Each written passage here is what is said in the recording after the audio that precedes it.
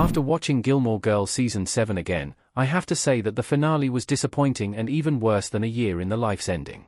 Although the final season is widely considered the least compelling and entertaining, many fans enjoy Bon Voyage, which finds the star's hollow characters throwing Rory, Alexis Bledel, a big goodbye party following her Yale graduation and first real journalism job.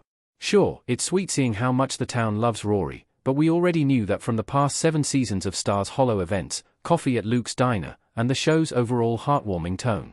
This episode could have been so much more exciting, and I can't help but think that the Netflix revival wraps things up in a more satisfying manner. The Gilmore Girls Season 7 finale is missing key characters. Rory, Alexis Bledel, and Lorelai, Lauren Graham, at Luke's Diner on Gilmore Girls. The Gilmore Girls Season 7 finale doesn't have Jess Mariano, Milo Ventimiglia, or Dean Forrester, Jared Padalecki, which was disappointing and notable. Rory's 2 high school love interests impacted her life, and it would have been great to see them have some pre-revival closure. Dean teaches Rory to be more self-assured and to appreciate her unique and friendly yet introverted personality. And while Jess disappears without a mature conversation, they form an important friendship during her college years. I wanted these significant characters to see Rory off before her new life begins. Even just a brief update on Jess and Dean's lives would have been nice. I was also upset that Lane Kim, Keiko Agena, didn't get her own storyline here. While she helps with the party and spends time with Rory, that's not enough, and it's a harsh reminder of her dull life in the later seasons. Lane should have shared great career news, but the show totally shunted her music dreams aside to have her marry the immature Zach, Todd Lowe, and have twins with him. It's gratifying that Emily, Kelly Bishop, and Richard, Edward Herman, attend Rory's farewell gathering, and it's an especially sweet moment when the Gilmore patriarch commends Lorelai when he says, "It takes a remarkable person to inspire all this," one of Richard's best quotes in Gilmore Girls. But that doesn't make up for the other problems with the episode. Gilmore Girls Season 7's finale could be so much better. Richard, Edward Herman, and Emily, Kelly Bishop, at Rory's graduation party in Gilmore Girls. I can't help but want Bon Voyage to be a much stronger episode. It has a corny tone since it focuses on a big party where the characters share how much they care about Rory. On the one hand, sitcoms and drama finales often feature life-altering celebrations like weddings, and so it makes sense that a party was the main focus here. But on the other hand, it felt like too much, and I would have preferred if Rory had one goodbye scene with a key character, like quirky and beloved Kirk Glisson, Sean Gunn, instead. Maybe the Stars Hollow residents could have written her a card, which would have been sweet and gotten the point across. Rather than watching other characters put a party together, I wanted more Rory and Lorelai scenes. Yes, they hang out at Luke's one last time in the final moments, which mirrors the Gilmore Girls pilot's opening scene, but isn't watching their banter the whole point of the show?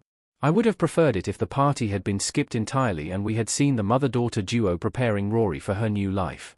Rory could have gotten her new job offer at the beginning of the episode, moved away, and then the final scene could be Rory visiting home a year later, enjoying coffee at Luke's with her mom. Gilmore Girls, A Year in the Life gave most of the characters perfect endings. Luke, Scott Patterson, and Lorelai, Lauren Graham, getting married in Gilmore Girls, A Year in the Life. Despite the lackluster ending of Gilmore Girls Season 7, A Year in the Life ensured that most of the main characters ended up in good places. Lorelai and Luke have a great end to their story as they get married in Episode 4, Fall. It's beautiful watching them commit to each other in the Stars Hollow gazebo after so many years, especially with sweet Michelle, Yannick Truesdale, and Lane there, too.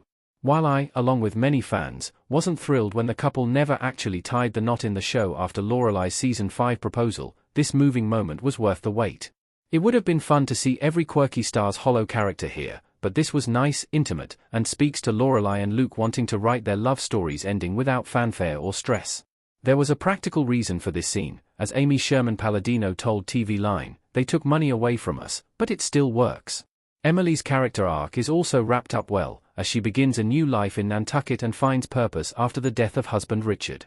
She's fantastic as a volunteer at the Nantucket Whaling Museum, as she's passionate, enthusiastic, and friendlier than we might have thought. I loved knowing that Emily and Lorelai have a better relationship now and will stay in each other's lives. It wouldn't be realistic for them to see each other every day, and they'll never have Rory and Lorelai's enviable bond. But it's inspiring and lovely seeing Emily enjoying her new home and being okay with spending time alone.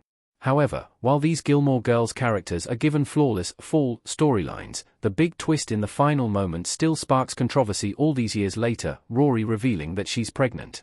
Many of us wanted Rory to share happy career news or be settled in her life instead. Fans were shocked and also upset that we didn't find the father's identity. For years, we heard about Amy Sherman-Palladino's planned final 4 words, which she didn't get to put into the season 7 finale because she had left the show. But hearing "Mom? Yeah, I'm pregnant" wasn't the full circle moment many of us were hoping for.